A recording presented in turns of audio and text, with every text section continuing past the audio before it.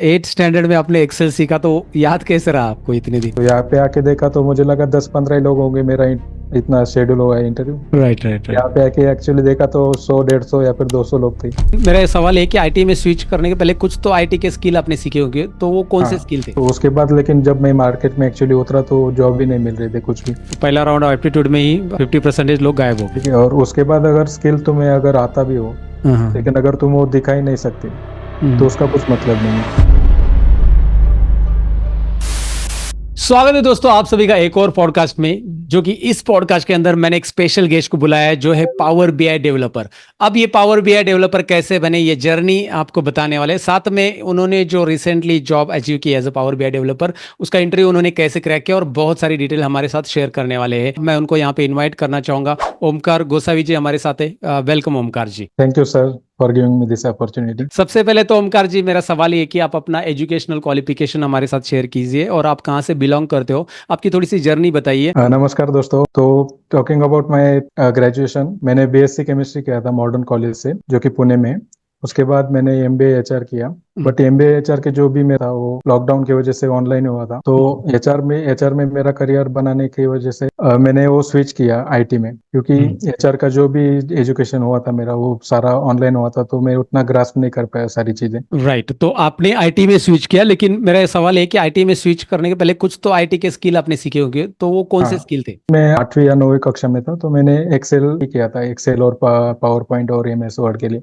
हम्म। तो उसी के बेसिस पे मैंने मेरा फर्स्ट जॉब अचीव किया था, जो कि एमएस एग्जीक्यूटिव था। तो फिर उसकी प्रैक्टिस आपने कब करी थी? क्योंकि एट स्टैंडर्ड में आपने एक्सेल सीखा, तो याद कैसे रहा आपको इतने दिन? हाँ, तो मेरे फादर एक्चुअली प्राइमरी टीचर है, तो उनको भी कुछ रिपोर्ट वो बनाते थे एक्सेल में। एक्सेल में टच था मतलब आपका, जब भी आप ना सीख हाँ, लिए थे आपने, उसके बाद आप कुछ ना कुछ एक्सेल पे काम करते थे। यस, कुछ ना कुछ तो करता ही था। Right right right. तो फिर ये जॉब आपने कौन से साल में, मतलब उसके लिए क्या किया? एमआईएस एग्जीक्यूटिव जो भी आपने बोला अभी कि मैंने एमआईएस में जॉब किया या फिर आईटी फील्ड में जॉब किया, तो वो पहली जॉब कौन सी थी उसके बारे में हमें बताया और उसमें क्या क्या टास्क था? तो पहली जॉब मैंने फिलिप्स इंडिया कंपनी में चालू की थी, जो कि पिंपरी चिंचवड में। तो हम्म वहाँ पे मेरा काम था एमएस एग्जीक्यूटिव। हम्म। तो वहाँ पे ज्यादातर काम यही था कि जो कि एमएस के रिपोर्ट्स थे, एम्प्लॉय डेटा मेंटेन करना, या फिर कुछ जो भी डिलीवरी जाती थी लॉकडाउन की वजह से एम्प्लॉय को लैपटॉप्स के, वो भी एक एमएस होते थे सेपरेट। जो हम्म एम्प्लॉय ट्रैवल करते थे उनका भी डेटा हमको मेंटेन करना होता था कि हम्म। कितने लोग ट्रैवल कर रहे हैं। ऐसे बहुत सारे एमएस में मेंटेन करता था उस समय। लेकिन वहाँ पे मेरा एक सवाल है, अब जब एमआईएस की जॉब पे लगे तो वहाँ पे नए सवाल आपके सामने आए होंगे डेटा देखकर, क्योंकि आपने वो चीज़ें पहले एक्सपीरियंस नहीं हाँ, करी है, हाँ, राइट? तो हाँ। उसको कैसे ओवरकम किया, मतलब वो चीज़ें आपने कैसे सीखी, कहाँ से सीखी? तो मेरे जो सीनियर थे वहां पे ना, वो एकदम ऐसे, जो कि मुझे समझ ही नहीं आते थे कि ये क्या हो राइट रहा है, क्योंकि मुझे आता था बट वो शॉर्टकट्स पता नहीं थे, या राइट फिर कुछ एडवांस फंक्शंस पता नहीं थे। तो राइट। जो भी मेरे को दिक्कत आता था मैं सीधा वो उठा के गूगल पे डालता था या फिर यूट्यूब पे डालता था। यूट्यूब पे वो आ जाता था कि ऐसा ऐसा करना है, तो वो ऐसे करके मैं वो एडवांस सीख गया। राइट, मतलब आपने सेल्फ लर्निंग से अपने आप को इन्हांस किया और फिर उसी जॉब में आपने बहुत कुछ कर लिया, राइट?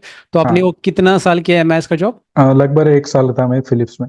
ओके। तो उसके बाद फिर आपने आगे, मतलब अभी आप पावर बीआई पे हो, तो उसके बाद आपको कैसा आइडिया कि यार चलो अभी ये ना बहुत हो गया, अभी आगे कुछ और करते हैं? तो ये जॉब होने के बाद एक्चुअली ये जॉब मैंने इसलिए छोड़ा क्योंकि एमबीए का लास्ट ईयर था और मेरा प्रोजेक्ट भी चल रहे थे। तो उसके बाद लेकिन जब मैं मार्केट में एक्चुअली उतरा तो जॉब भी नहीं मिल रहे थे कुछ भी। तो हम्म। मैंने क्या किया कि साइड बाय साइड एक पावर बीआई का कोर्स भी सीख लिया। उसके बाद फिर एक मेरा दोस्त जो कि बजाज में ऑलरेडी काम कर रहा था, उसके रेफरेंस से वहाँ पे इंटरव्यू दिया, और उसमें एक्चुअली वहाँ पे भी डेटा एनालिस्ट का ही काम था, जो कि ज्यादातर एक्सेल में उसका काम रहता था। बट वो बोले कि अगर पावर बीआई आता है तो ये तो ऐड ऑन हो गया ना, बेसिस पे मुझे हायर कर लिया कि इसको एसक्यूएल और पावर बीआई दोनों आता है। तो आपने वहाँ पे वो स्किल सीख लिया था पावर बीआई का, आईटी में स्विच, मतलब आगे डेटा एनालिस्ट के करियर में हाँ, स्विच होने के लिए, राइट? हाँ, राइट। तो उसकी वजह से फिर बजाज में आप सिलेक्ट हो गए, और बजाज में आपने कितने साल जॉब किया? वहाँ पे भी लगभग 11 से 12 महीने, मतलब 1 साल तक मैंने किया एक था। साल आपने वहां पे किया। एंड हाँ, उसके बाद अभी आप as a power BI developer full time job कर रहे हो, लेकिन यस। इस जॉब के बारे में हमें ज़रा बताइए, क्योंकि भाई इस जॉब के लिए आपने अपना रिज्यूमे क्राफ्ट किया होगा, आपने कुछ पोर्टफोलियो बनाया होगा, तो क्या आपने जो पोर्टफोलियो बनाया वो आप शेयर कर सकते हैं अभी? हाँ, ठीक है, मैं आपको एक स्क्रीन शेयर कर देता हूँ। ओके, स्क्रीन शेयर कीजिए आप। तो आपने ये जॉब अभी जो कर रहे हो, 3-4 महीने से आप जॉब पे हो, आपने मुझे बताया था पहले, तो इसके लिए ये पोर्टफोलियो उनको आपको दिखाया था इंटरव्यू के टाइम पे, राइट? हाँ, ओके, तो इसमें आपने अलग अलग प्रोजेक्ट बनाए जो कि है दिवाली सेल्स, मैं देख पा रहा हूँ Diwali sales data analyst using Python, ये आपने बनाया। म्यूजिक स्टोर एनालिसिस एसक्यूएल से आपने किया, मतलब एसक्यूएल का भी नॉलेज आपको है, राइट? यस, हाँ जी। ओके। और एक्सेल प्रोजेक्ट जो कि आपने एक्सेल पे तो 2 साल काम किया है, और पावर बीआई प्रोजेक्ट भी आपने किया है, साथ में डेटा एनालिस्ट पोर्टफोलियो। तो ये पोर्टफोलियो आपने गिटहब पे क्रिएट किया, और ये आपने जब इंटरव्यू दिया तो वो दिखाया उनको, right? Yes sir. Okay okay, so great. मतलब एक पोर्टफोलियो होना आपका, आपके इस पोर्टफोलियो से जो लोग फ्रेशर उनको आइडिया आ जाएगा कि भाई यार जो हम काम कर रहे हैं, जो प्रोजेक्ट हम बना रहे हैं, उसको गिटहब पे अपना एक पोर्टफोलियो में ऐड करते जो हर एक प्रोजेक्ट को। ग्रेट। सो हम्म। नाउ अभी आपकी जॉब हंटिंग जर्नी के बारे में बताइए। मतलब अभी आपने 2 साल कर लिया, बजाज में किया, फिलिप्स में किया, अब आपने ये जॉब कैसे अप्रोच किया आपने बेसिकली इस जॉब के लिए? तो बजाज के बाद ना मैं जॉब देख रहा था जो कि एडवांस पावर बीआई और एसक्यूएल में ही ज्यादातर फोकस करने वाला हूँ। तो उसके लिए मैंने एक दो इंटरव्यू भी दिए थे पहले, बट वो इंटरव्यू में क्या हो गया कि वो उनको एडवांस पावर बीआई या फिर एडवांस एसक्यूएल यूज करने वाला बंदा चाहिए, तो मैं वो लास्ट राउंड में फेल हो जाता था। हम्म तो फिर मैं लिंक्डइन पे तो वैसे मेरा नेटवर्क बढ़ा ही रहा था, जो भी हम्म एचआर थे या फिर जो सीनियर एनालिस्ट थे उनको रिक्वेस्ट भेज के उनके साथ कनेक्ट हो रहा था। तो एक हम्म बार मैंने ये क्रेडेंसा कंपनी के एचआर की पोस्ट देखी कि ऐसे ऐसे एक वॉक इन ड्राइव होने वाला है, हम्म तो ये लिंक है, आप इस पे अप्लाई कर दीजिए। तो मैंने वो अप्लाई भी कर दिया, और साइड बाय साइड उस एचआर को भी मैसेज कर दिया मैंने इस लिंक के लिए अप्लाई किया है, अगर हम्म आपकी तरफ से कुछ मेल आता है तभी आना है, या फिर मेल नहीं आता है तो आने की जरूरत नहीं। तो हो सकता है इसकी वजह से मेल उनके लाइमलाइट में आ गया कि हाँ भाई ये इंटरेस्टेड है जॉब के लिए, तो मुझे वो शॉर्टलिस्ट का भी मैसेज आ गया। राइट तो यहाँ पे वो वॉक इन ड्राइव था, मतलब यहाँ के फिजिकली आके वो इंटरव्यू देना था। राइट तो यहाँ पे आके देखा तो मुझे लगा 10-15 ही लोग होंगे, मेरा इतना शेड्यूल हुआ है इंटरव्यू। Right right right. यहाँ पे आके एक्चुअली देखा तो 100-150 या फिर 200 लोग थे। Oh my God. तो मैं एकदम डर गया कि इतने लोग हैं तो कैसा होगा, मेरा तो हो ही नहीं सकता। बट यहाँ पे आके एप्टीट्यूड में ही आधे से ज्यादा लोग फेल हो गए एप्टीट्यूड में, ओके, तो वही कंपटीशन आधे से ज्यादा खत्म हो गया। तो पहला राउंड एप्टीट्यूड में ही 50% लोग गायब हो गए। ओके। Yes. तो उसके बाद एक टेक्निकल राउंड हुआ। हम्म तो टेक्निकल में उन्होंने फोकस किया पावर बीआई पे। उसमें अगर टेक्निकली पूछो तो वो बोले कि आरएलएस पता है क्या, हम्म या फिर इंक्रीमेंटल रिफ्रेश कैसे करते हैं, डेटा सोर्स कौन कौन से होते हैं, या फिर कौन से हम ऐड कर सकते हैं। बराबर। तो वो लोग ऐसे बोलते थे कि ठीक है तुमको आता है ना, नहीं है ये नहीं चलेगा, यहाँ पे करके दिखाओ। वो हाँ, अच्छा। लैपटॉप आगे करते थे वो, फिर हमको करना पड़ता था कि ओके, सो प्रैक्टिकली उन्होंने इंक्रीमेंटल रिफ्रेश वगैरह आपसे करवा लिया ऐसे? हाँ। सो वहाँ पे उस राउंड को भी आपने क्लियर कर लिया? हाँ, मैं नर्वस तो हो टेक्निकल। गया था एक्चुअली, हाँ हाँ, हाँ। बट अगर टेक्निकली आता है तो दिक्कत नहीं आता है ज्यादा। और उसके पहले आप पावर बेस रिलेटेड कितने इंटरव्यू दे चुके थे? 2 दिया था। अच्छा, 2 दिया था, तो थोड़ा बहुत आपको पहले से एक्सपीरियंस था कि भाई इस तरह से टेक्निकल राउंड में प्रैक्टिकल क्वेश्चन हो सकते हैं। हाँ, यस। Okay great. उसके बाद का कौन सा राउंड था टेक्निकल के बाद? तो टेक्निकल के बाद एक सीईओ राउंड था जो कि हम्म। लगभग 1 घंटे चला था। ओ। तो उसमें हमारे सीईओ ने अपने एसक्यूएल भी लिया था कि ओके। मुझे ये टेबल है, हाँ अगर हाँ। मुझे ऐसा आउटपुट चाहिए तो क्वेरी लिखो। तो ओके। पेन एंड पेपर लेके वो लिखना पड़ता था क्वेरी। और वो राउंड भी आपने क्लियर कर लिया?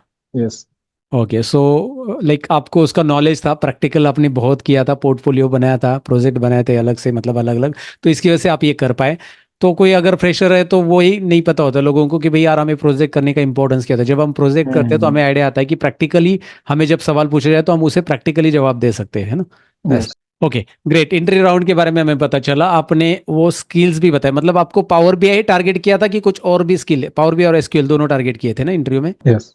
Okay, and now you are like as appointed as a Power BI developer in that company. तो आपने बेसिकली लिंक्डइन के ऊपर बहुत एक्टिवली काम किया आपने। बहुत कुछ। हाँ, बहुत एक्टिवली काम किया, वो दिख रहा है, क्योंकि आपने एचआर को खुद से पर्सनली मैसेज भी किया, वो जो भी पोस्ट आई थी उसको रिप्लाई भी दे दिया, पर्सनल मैसेज भी किया, और आपके लिंक्डइन पे मैं देख रहा हूँ काफी अच्छे फॉलोअर्स भी, काफी अच्छे कनेक्शंस भी है। तो लिंक्डइन पे एक्टिव रहना बहुत जरूरी, क्योंकि एक ऐसा प्लेटफॉर्म है, ये अपने फेसबुक वगैरह की तरह तो है ही नहीं है, राइट? ये एक ऐसा प्लेटफॉर्म है जहाँ पे प्रोफेशनल लोग रहते हैं एंड रिक्रूटर रहते हैं। जनरली वो रिक्रूटर जब पोस्ट डालते हैं तो आपको पता चलता है। इवन अगर आप अपना रेगुलर अपडेट करते हैं लिंक्डइन का प्रोफाइल तो आपके लिए वो बहुत बेनिफिशियल रहता है।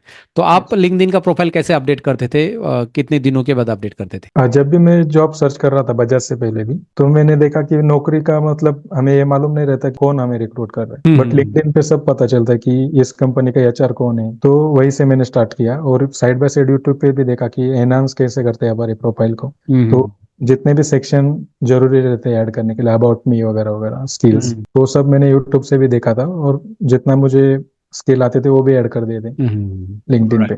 राइट। तो अभी एक मैसेज आप देना चाहोगे ऑडियंस को कि भाई यार अगर आपकी तरह है ना, those who are looking to become power B developer, तो भाई आपको जर्नी कैसे स्टार्ट करनी, स्किल्स कैसे सीखने, सेल्फ लर्निंग पे कितना, क्योंकि आपने कोई ऐसा ऑफलाइन कोर्स ज़्यादा किया ही नहीं ना, सारी चीज़ें आपने हाँ ऑनलाइन सेल्फ लर्निंग से सीखी, राइट? यस तो यस सर। वो आप हमें बता दो, एक गाइडेंस के तौर पे आप लास्ट मैसेज क्या देना चाहोगे ऑडियंस? अगर किसी को कोई कोर्स ज्वाइन करना है तो कर सकते हैं, हाँ बट ऐसा होता है कि सिखाने वाला कोई भी हो, हाँ आखिर तो कष्ट जो भी मेहनत है वो हमें ही करना है। ओके। ठीक है, और उसके बाद अगर स्किल तुम्हें अगर आता भी हो, हाँ हाँ लेकिन अगर तुम वो दिखा ही नहीं सकते तो उसका कुछ मतलब नहीं है। राइट लेकिन राइट दिखाने के लिए भी हमें किसी को अप्रोच तो करना ही पड़ेगा। तो राइट राइट लिंक्डइन बहुत जरूरी है सर। लिंक्डइन राइट मतलब एकदम पावरफुल ऐप है। आप राइट राइट एचआर को मैसेज कीजिए, आप सीनियर एनालिस्ट को मैसेज कीजिए, हो राइट। सकता है आपको वो आपको रिप्लाई नहीं दे, बट हमको डिमोटिवेट नहीं हुआ, वो रिप्लाई करे नहीं करे। रिजेक्शन से डरना नहीं है, यस रिजेक्शन तो यस आते रहते हैं। जैसे आप एग्जांपल ले लो, सुबह आप घर से बाहर निकलते हो, रिक्शा वाले ना बोलते हो तो आप थोड़े जाना बंद करोगे, आप हाँ तो वही, जाना ही है। तो आपको जाना ही है। रिजेक्शन से डरना ही नहीं है, आपको, ये आपका कहना है। एंड गुड है ना, लॉट ऑफ थिंग्स आपने आपकी जर्नी से हमें पता चला। और आपका एक तो मेन हमें पता चला कि भाई यार प्रैक्टिकली चीजें आनी चाहिए, जो कि आपने प्रैक्टिकली सीखी थी सभी चीजें, और यस आपने सेल्फ लर्निंग पे ज्यादा फोकस किया, and that is very great, है ना।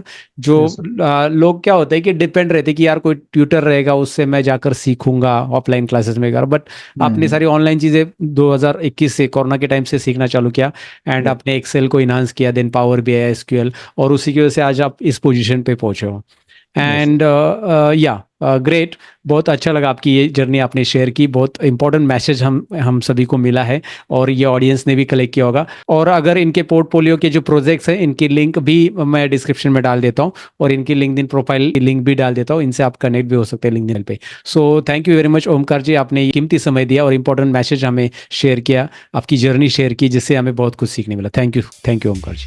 Thank you sir.